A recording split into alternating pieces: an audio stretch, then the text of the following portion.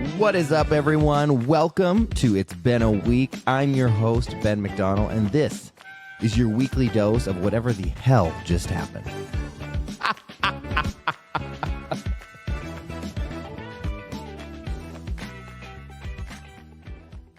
And we're back with another episode of It's Been a Week. The week has kind of been all over the place. I went to F45 this morning to get my workout in, and a weight fell on a child. Yep. And I'm not going to lie, it brought me a little bit of joy, not because I really wanted the child to get hurt. I mean, the kids are annoying. But again, children do not belong in the gym. The gym is not a daycare center. So I don't know who needs to reach out to F45. There were 14 children. I counted 14 children in the gym this morning, all on the outside perimeter of the gym, while like 35 adults are trying to work out.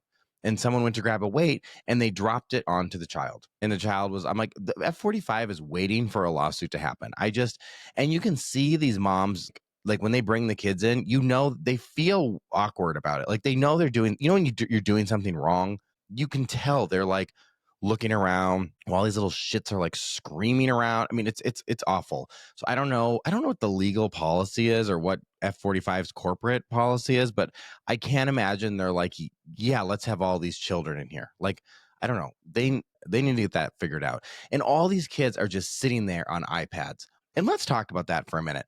Like the next generation of people are going to be so fucked up because these kids, they live on iPads. Like these kids, like they're being raised by iPads. Like when I was a kid, I had to be like, I was outside barefoot running through the woods and like playing in the lake. Like now these kids just sit there and they're glued to these screens, which I'm like, there's no way this is going to fuck up their social skills. Can we all agree on that?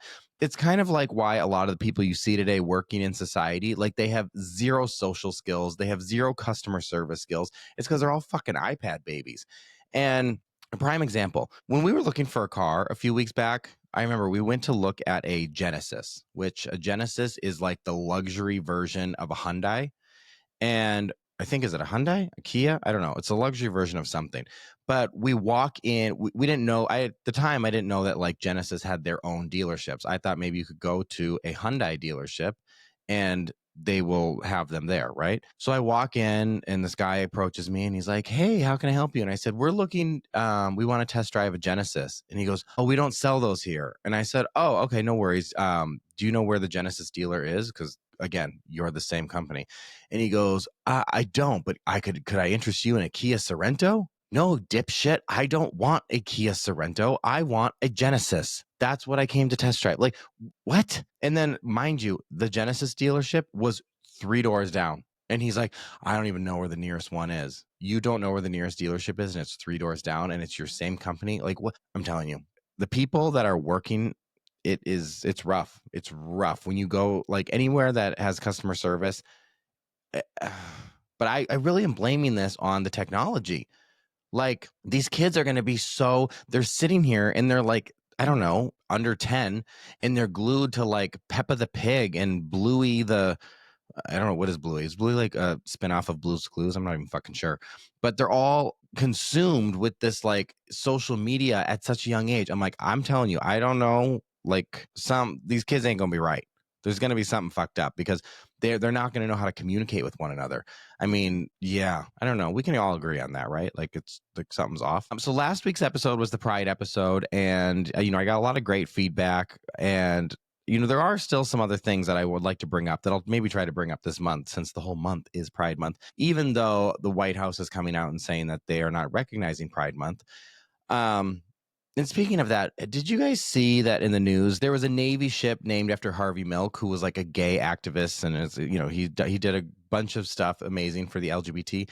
And the government is like, we need to rename the boat. Like, is that really what we need to be focusing our time on? Do we really have to go and rename the ship? Like, can't we just let it be? I also saw recently that the administration, like, they're getting rid of gay monuments, and the Stonewall monument, they've erased a lot of the trans people's names. And it's just like, why do we have to be so hateful? Why can we just let people be? I just find it to be so fucked up. And, I've even spoken to this about to some few like family and friends. And sometimes the response I'll get is like, well, it's not all about the gays, or there's bigger fish to fry. And, I got to say, I take that as such a fucking insult because yes, there's a lot of issues going on in the world right now, and I'm not saying that the LGBT community issues are the number one issue and the only thing that we should put our focus on and the only thing that we need to be paying attention to, but it is an important topic to me, and it's an important topic to a lot of people. And I just think that there's other issues that the government should be working on. I don't know, border security, world wars, and all the economy. Can't we focus on some of the bigger issues than like attacking groups of people that just want to like live their life? It's like, fuck. God, it gets old. So this week we are back in LA. It's my best friend's baby shower, which is going to be insane. If you follow me anywhere on social media and you see my friend Paige and the crazy things I get to do in life. So if you can only imagine, her baby shower is going to be next level insane. And I'm so excited. I'm going to go to all my favorite restaurants and I'm going to see all my friends and we're going to do a bunch of fun stuff. And I'm going to Disneyland and all the fun things. So very excited to be back in LA. Next week, I'm sure I'll have an update on all the things that happened in LA because, it's going to be a little more lively, I would say, than good old Texas. And yeah, so how many, people have all different types of fears, right? Some people fear flying. Some people fear frogs. I personally fear idiots. One thing that I feel like a lot of people fear is clowns, right? Clowns are like a huge thing people freak out over, mainly because of movies like It. And, when you go to haunted houses and there's all these creepy clowns and all the things like that. Like, I know there's certain people that just freak out with clowns, but clowns kind of get a bad rap, right? Clowns are meant to make people happy. Clowns are meant to be fun. So today we're going to hear from my friend Gilly. He is a director, he's an actor, and a professional clown. So yes, professional clown. You heard that. And he has a new film coming out. And we're going to sit and talk about some of the, clearing up some of the stereotypes around clowns. And, clowns, again, are not meant to be these scary, killing, murdering things like we see in It. Clowns are supposed to be funny and bring joy. And you can make, they make you balloons and the circus and rodeo clowns and all the different types of clowns. If you think about it, there's all different types of clowns, whether we go from like murder psycho clown to Ronald the McDonald clown, to rodeo clowns, to circus clowns. Like there's a whole different variety of clowns. So there's it's a very interesting interview and I'm really excited for you guys to hear it. And I hope you guys check out this new film coming out at the end of the month. And I will link all the details in the show notes, but let's get into it.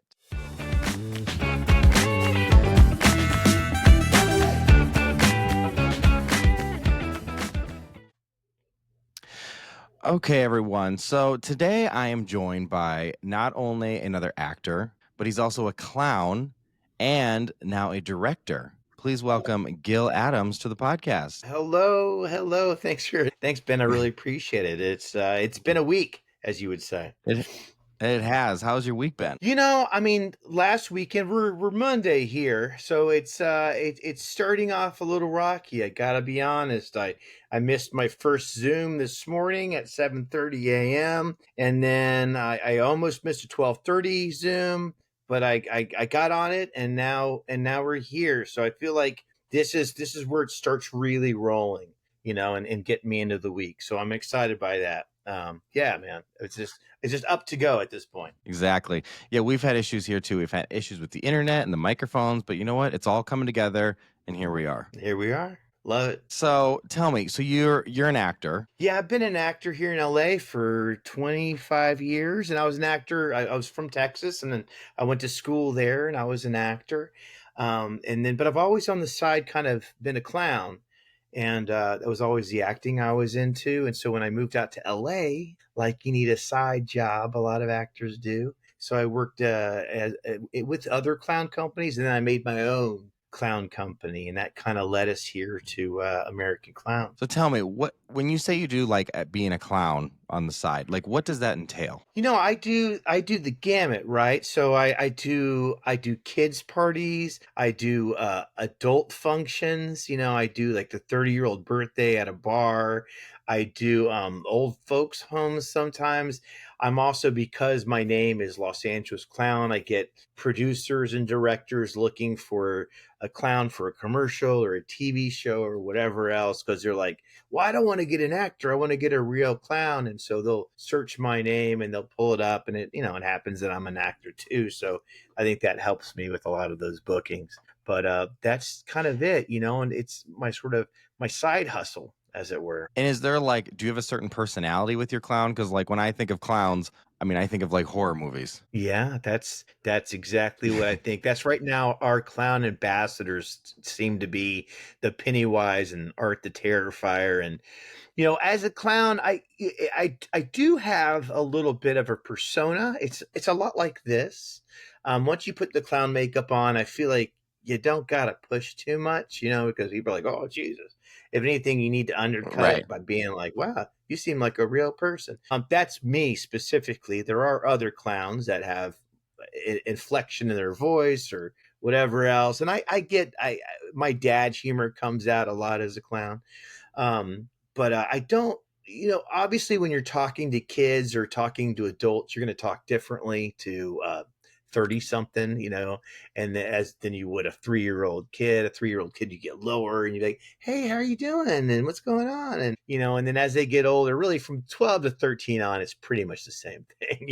You're just a little bit like, hey, Right. well, I know, man, I know. And, but as they get a little younger, I might try to cut on my height or whatever, but I try not to be too, I want to outcool them if possible. So I don't want to, sometimes I'll be on a film set or a commercial and they're like, right now do that funny clown voice. And I'm like, Right. what are you talking about? Like, like the voice that clowns do. Like, I don't do that. I don't know who does that, but okay. It's like the Um, stereotypes. yeah, I guess, like it's just, if I saw that guy, I'd want to leave. I'm a clown, and I was like, oh God, that clown's horrible.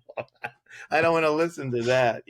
So I think it's really it's my personal taste. I mean, I am, it's just like when you play music, you're gonna play the music you want to play. Well, my music as a clown and the way I am is very much the clown that I like. And yeah, I'm not too enthused about other clowns that aren't like me. And then, because I mean, like I said, a lot of people fear clowns when clowns are actually supposed to be like funny and make you happy. But like, do you have different outfits for your like, or do you wear the same outfit and do the same makeup every time you're a clown? No, I mean the makeup will stay similar. If they want a different look, often on a production, they'll say, "Hey, we want this makeup look or whatever else," and I'll obviously adhere to that. I give people kind of a menu sometimes, and I'll have like different outfits, and they can choose which outfit they want.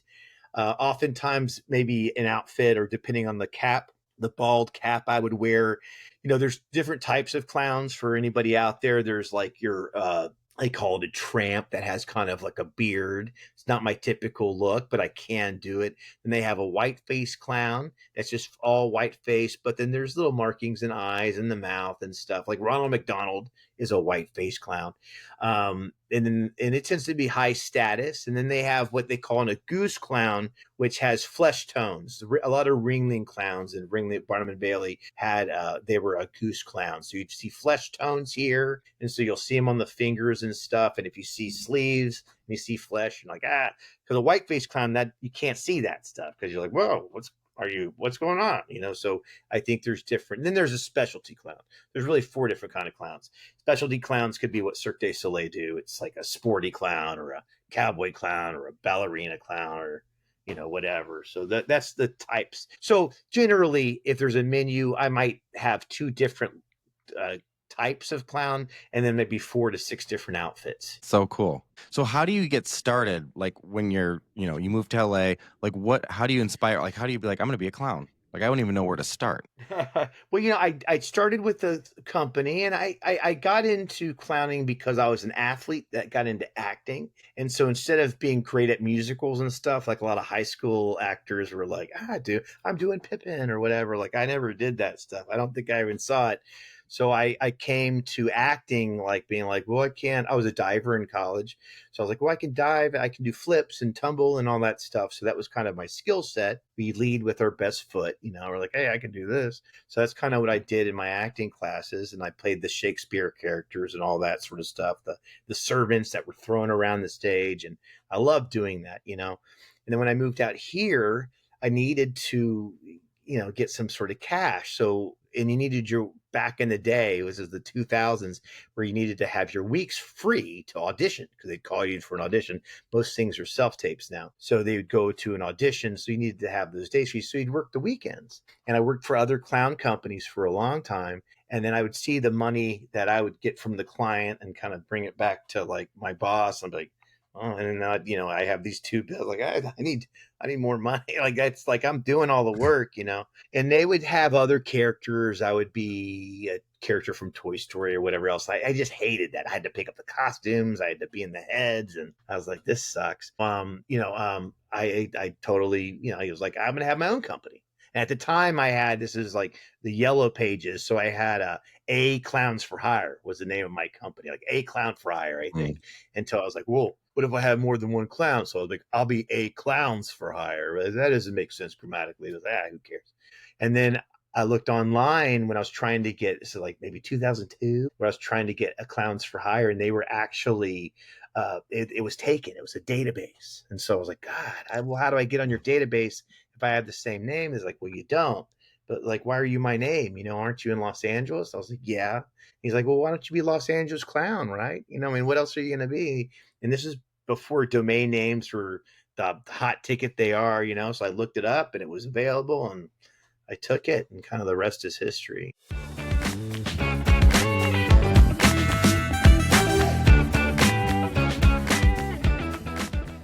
So now let's talk. You have a new film coming out, called American Clown. Mm-hmm. And tell me, like, how did this idea come to be? What is it about? What pushed you from going, okay, I'm an actor that's a clown, now I'm going to make this film? Well, I was kind of, like a lot of, I was kind of forced to, is what it felt like. Or I didn't have much. I had a producer friend that was always saying, hey, we should document your life. And, you've got such an interesting life. And this was pre-kids, like, you're a clown and you do all these fun parties and stuff. And I wasn't really, and at that time I was working with the owners and operators of McDonald's, working as an assistant to Ronald McDonald in the field. And I thought, I don't know. I don't know how to do that. That's a big company, and I don't want to document that necessarily. And the rest of this, I just felt very like it. I don't know. It felt difficult. And how was I going to do it? But then around 1997, there was all these clown scares, and part of it was because of it and all this sort of stuff. So we were worried. The program that I was in, they were letting clowns go.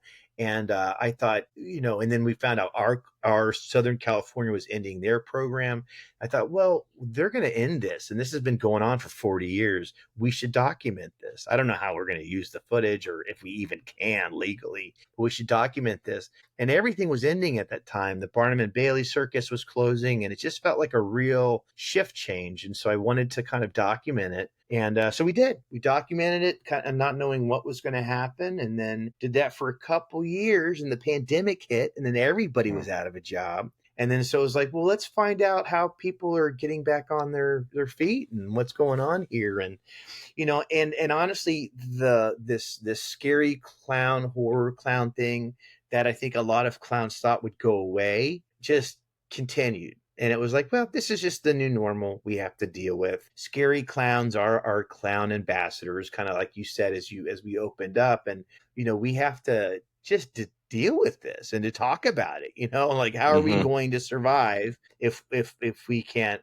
and there was talk within our camp when we're doing the doc, like, well, do we even have them in here? I was like, well, yeah, they're clowns, we need to talk to them.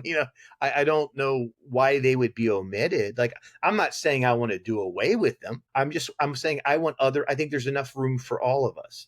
I don't know why they get all this market share and we have no voice in it, because I think there's a lot of stuff that's being thrown out, the baby with the bathwater, as it were, like medical clowns and all the Puddles Pity Party, successful clowns that are doing awesome stuff right now. We're just like saying, oh, they're all murderers because of some fictitious clown. Like, it's crazy, man. So I was like, well, I don't, so I felt forced to do it. I was like, how come no one's talking about this? And I thought, like, well, we've already started this thing. Let's keep going. This feels important. At the very least, it feels important for the new generations of clowns coming up.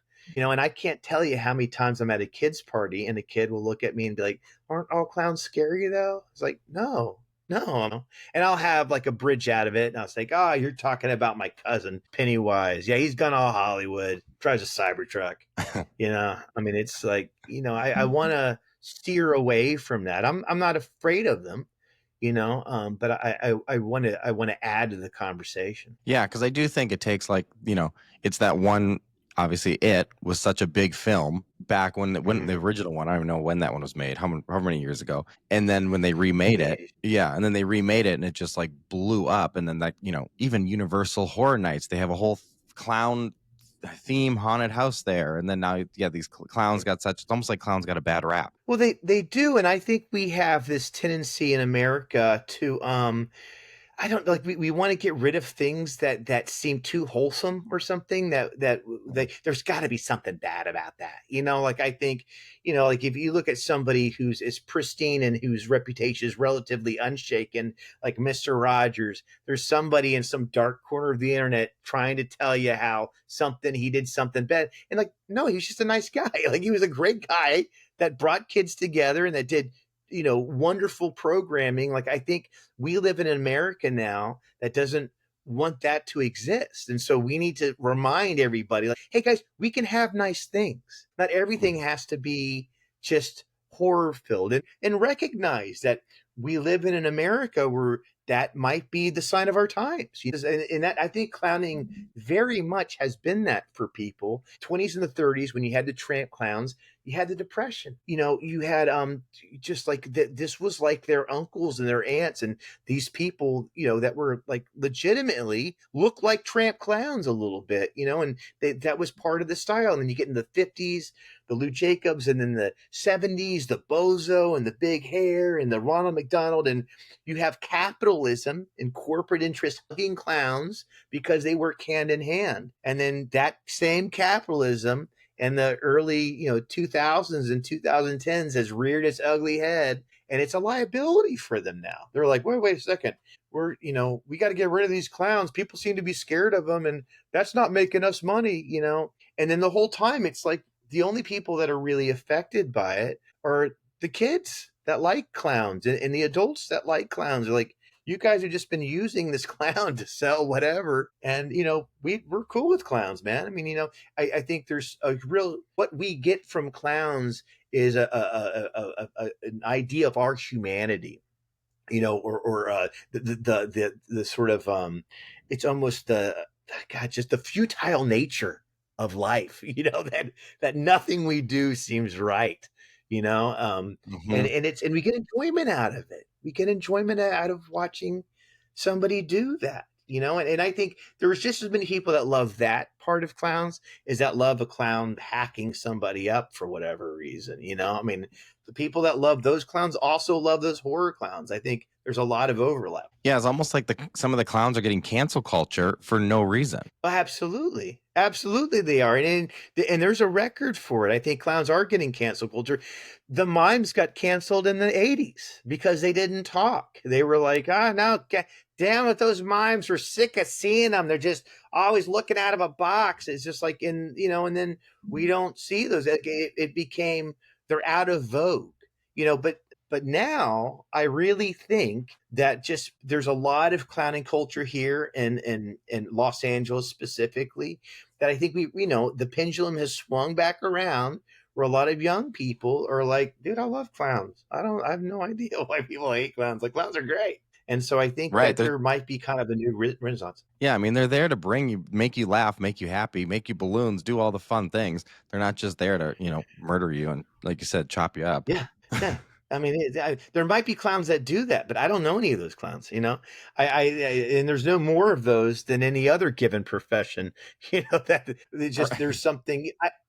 I don't think clowns have the best PR people. I mean, I kid and I say sharks have a better PR team than clowns do. And it's kind of true, because at least sharks have a whole week, on TNT or whatever. Clowns don't have anything. That's funny. Yeah, Shark Week. That's a huge thing, and everyone still gets in the water. Yeah. They're cool with sharks. And Yeah. now they're like, no, man, listen, that great white, hey, careful. No, like he doesn't want to eat you. He might think you're a seal or something. So don't be sealy.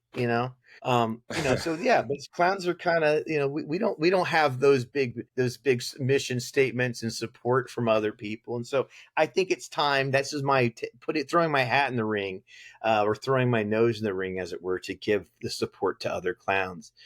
Because the reality is a lot of the infrastructure, like the clown school that stopped in 1997 in Sarasota for Ringling Brothers, that's closed now. So there's not a lot of place for clowns to get their kind of information, and for clowns to kind of get their to get ideas, and to, a lot of that's been dispersed into college level programs. Like they'll give you a month of or a semester of clowning or whatever else, and then acting concentration. But you have to seek it out. So I wanted a place that people that were like-minded and that love clowning could come and learn more about this sort of rich history that we have. Right. I mean, even Ronald McDonald, if you think about it, you used to have so many commercials with the clown. You used to walk in and there was a statue of him, like all these things. And like, you don't, even the Ronald McDonald House, their charity, I don't even think it's his picture. It's like now it's just a logo of like the Happy Meal box. It's not even, they don't even have the clown there, and it's called Ronald McDonald House. I know they call it RMHC or whatever, Ronald McDonald House Charities, or yeah, they've pretty much kind of cut him out of the picture. It'd be like one of those pictures with like an X, and you're like cutting the X out and moving it away. It's just that person. That's kind of what it's like. I think that has become a liability for people. Or you know what? I won't even say for people. That has become a liability for money, for donations, for whatever the charity, because they need money, they need donations, they need charity, and it's not working as well with the clown. Right. And I think people are, it's like it served its purpose, and now he's been set. I will say about when I was part of that program, just because this is something a lot of people don't know, the owners operators are in charge of, at least used to be in charge of, a lot of the work that Ronald would do. At any one day, there was 100 people working with Ronald across the country, not to mention the world and globally and everything else. And this character would show up at schools. It changed a lot in the 40 years that this character was being supported out in the community. But this character would go to underserved schools. They'd have shows about reading and everything else. Now, for a lot of these young people that would watch this show, they've never seen a theater show before in their cafeteria. This is their first exposure to anything theatrically, And so, and the majority of the public has no idea this even happened, But there was so much that was thrown away, and goodwill that was thrown away from just like literally decades of work, because it didn't serve the greater corporate purpose that really took away from just eons and eons of people, and it's kind of tragic in its own way. But I realize that we only existed because of our corporate overlords, that's why he was even around, but there was a purpose that he eventually found that was doing some good, like doing legitimate good. But I guess not everything good can last forever. Right. That's true.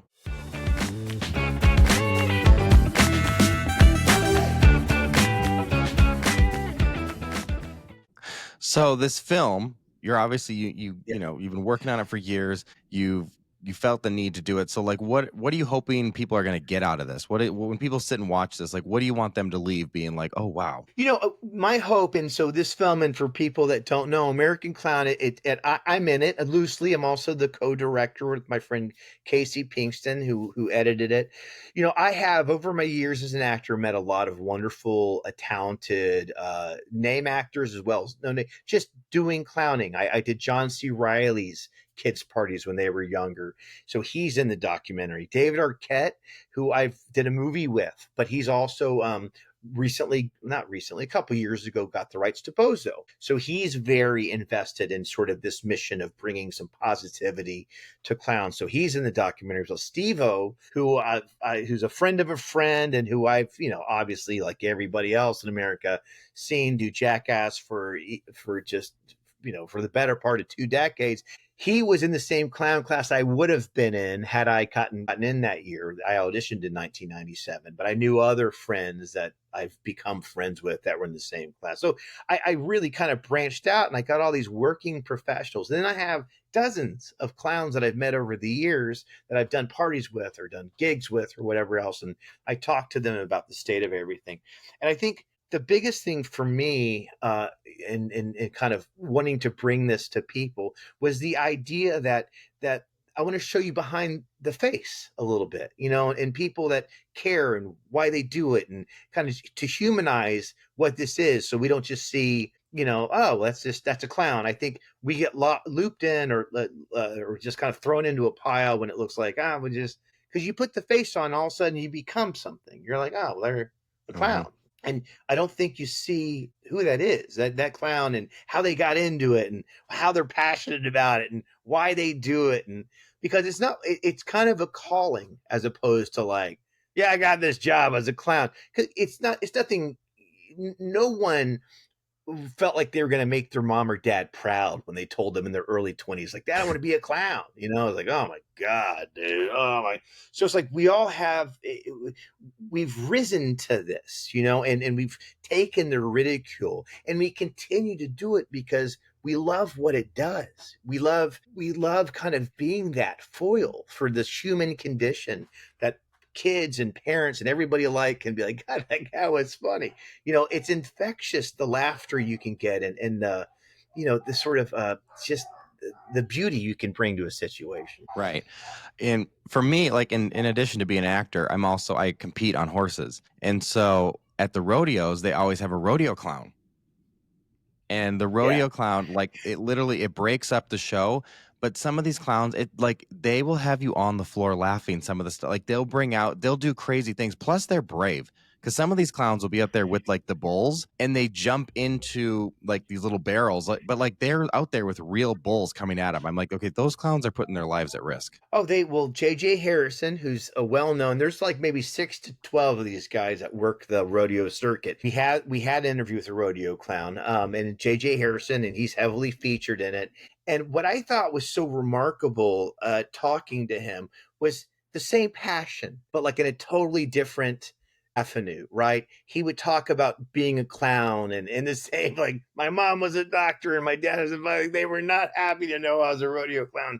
But then he was like, but I have a gift. I have a specialty to do this. Like, I'm good at this. And it was so, like, I was talking to him, and here are two people as wide apart as possible in the exact same profession. It was crazy. And he would say things to me that were like, oh, that's a clown, man. He's talking about the heart of a clown, and the compassion, and wanting people to laugh, and getting fed by that and fueled by that. He also said something that I thought was so remarkable, and it was, you can't just put face paint on somebody and they're a clown.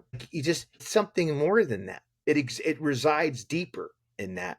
And I really, when he said that, I was like, oh my God, you're so right. I never thought about that. Like, you can't just put makeup on, and your kid has to be exposed. You have to live your life, and there's a little bit of your kid that leads for you, and our own individual kid, and all of us. It's just like, that mischievousness that, like, I want to go after it a little bit more. I want to push that boundary just a little bit. And not everybody has that. Not everybody has that. Not everybody's able to do it. They've lost it. Well, and I think, both of us being actors, when you're, just reading your lines, but then when you put on the outfit, when you put on, not even just in clowns, just in general, when you put on your costume or your outfit and you're starting to really get into character, it doesn't automatically make you that character, but it really does help. The performance comes, I think, so much more alive when you're really, if I'm playing a cowboy and I go put the cowboy boots on and the hat and the jeans and the Wranglers, and then it just makes it come to life. So I can imagine that same thing with the clown, when, no, not everyone can just be a clown, but once you do put the makeup on and the outfit, it really just helps bring it like fully to life. Oh yeah. It's a little bit like there's a scene in the Dresser. I think it's an old movie. It's also a play, but because I'm sure, just like you put it on, you put the makeup on, you're like, oh God, I don't know if I have it in me. And then you step out of that car and a little kid goes, look, Mom, a clown. and you're like, hey, like I'm on, it's like I've been Mhm. seen, I've been spotted, and now I'm this guy, and it's very much like that, that there's times I used to dread going to parties, like sometimes, and at full disclosure, I've been doing this for 25 years. I'd be hungover, I'd be out too late, or it's just like, oh my God, why did I book this party? This is miserable, and then I just get up and I do it. And now I have kids and I don't drink. I'm Cali sober. So like, I just, I don't dread it. I'm like, hey, this is Yeah. what I do. Like this is, you just go through it, and it's got to be the same for stand-up comics or actors that are on set every single day, that there's not this trepidation about it. You're like, this is what I do. This is my job. Yeah. I just go and do it. I don't feel like I got to psych myself up. I don't feel like it's just like, this is it. This is it, man. I come in and you start ramping up, and then you're present. It's like Yeah. you're good at your job. And I love too what you said about imagination, because I do think that is a big point that makes, creative people be successful, is because so many adults lose their imagination. I don't know what age it is, but there comes a point when when people quit imagining. And I think for actors and clowns and people like this, we are somehow still in touch with that, which is why I think we're able to do what we do, is because we can still play pretend. When I think, and that's funny that you say that, because I haven't really thought about this too much, but we are modeling what other people are doing, right? So if you have a profession where other people are just like whatever, going and modeling how to work effectively at their computer and how to eat lunch and all that sort of stuff that corporate America does at their desk, so they look like they're working the whole time, then that's what you model. But if you're with other people, kids, other actors who are trying to, you model that same behavior. So you're constantly Mhm. just improving and ripping off of each other, because that's the company that you keep. And Yeah. if you're talking to kids, that's your company. If they say like, hey, I'm going into my kitchen, and you're standing by a pool, you're like, can I come to the kitchen too? Like, you take their lead, and I Hmm. think that you surround yourself around those people because that's what you're interested in. Right. And you are You the know? sum of the five closest people around you. So if you're surrounding yourself with like-minded, fun, maybe at times immature, imaginative people, that's what you're going to make. But if you're sitting around, yeah, like you said, corporate, buttoned up, I hate to say boring people, that's what you're going to be. Yeah, well, they don't use that skill set. So you're just kind of like, I guess none of us use it. If you did it, they're all gonna look at you like, what the hell is that? Right? I mean, yeah, hey man, I only know 25 letters of the alphabet. I don't know why. And they all look at you like, what? I gotta, Hmm. what? Where'd that come from, dude? For me, a piece of me would die every single day. Like, oh my God, what am I doing? That's why I don't do that. And lucky for us, we know like that would make me die inside. And I don't want to Right. do that. I don't want to die Right. like that. I'd rather just die real. And funny. Yeah. It's Yeah. funny though. My husband, his name is AJ. His mom has told Uh-huh. me multiple times, she for a long time, like when she was pregnant, she was going to name him Bozo. And I was like, look, that's cool, but I'm really glad his name is AJ, because I can't imagine walking around and introducing everyone and be like, this is my husband Bozo. But she was gonna name him after Bozo the Clown. That's funny. Hmm. Yeah, listen, that's with a partner with my wife. It's like, like I can only imagine some of the jokes that she has to contend. You still married to that clown? Hey, I mean, I've heard every joke about 1,000 million billion times. Hey, quit clowning around. So Uh-huh. we definitely shoulder a lot of that stuff. I've always told my wife that I wanted to uh, be buried as a clown, but she's like, really? It's like, well, I don't know. Not if I can't do my own makeup. I don't want the last time I'm wearing makeup to be somebody else doing my makeup. I just feel like they don't Right. do it as well.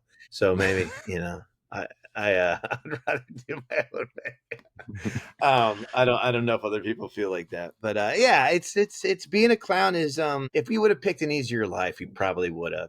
There's something that fuels us. I think often that my vibration, like me like I'm prone to get a little down. I'm an actor, right? So I hate rejection, and then like I'm constantly getting it, constantly, and so part of me is always ebbing a little low, but making people laugh and making people enjoy themselves or feel better about themselves kind of it gets me riding higher a little bit, and I'm like, I Yeah. feel like a little, and that's why I do what I do. It's because I think medically I need to do it.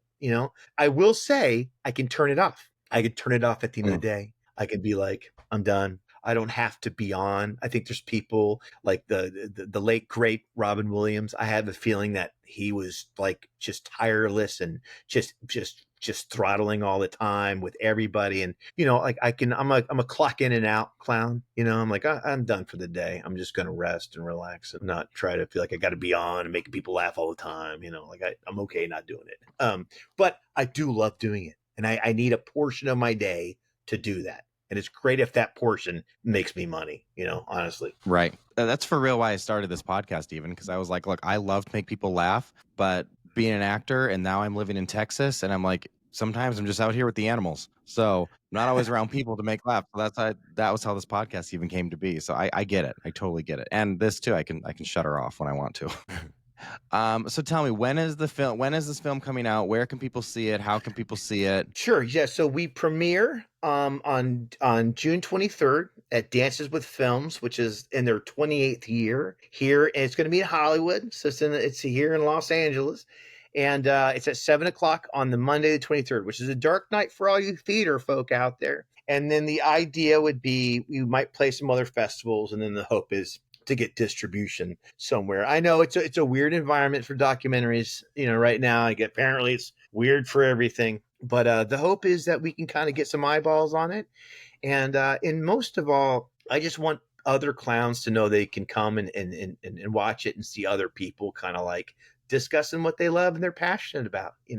I'm not trying to get the non-fans in. I'm going to be great if they came, but if you don't like clowns, it's going to be a hard sell for you coming in to see something with clowns. But I think you should too, quite honestly, because it really shows you a face to this person that you might or might not be scared of, and you'll find that it's not all that scary. I love that. Well, I'm going to link everything in the show notes so people can follow you guys and find the film and hopefully come see the film. And thank you so much for coming on. It's been a week. Well, thank you so much. I really appreciate it. And good luck out there in Texas. Thank you. All right, everyone. See you next Tuesday.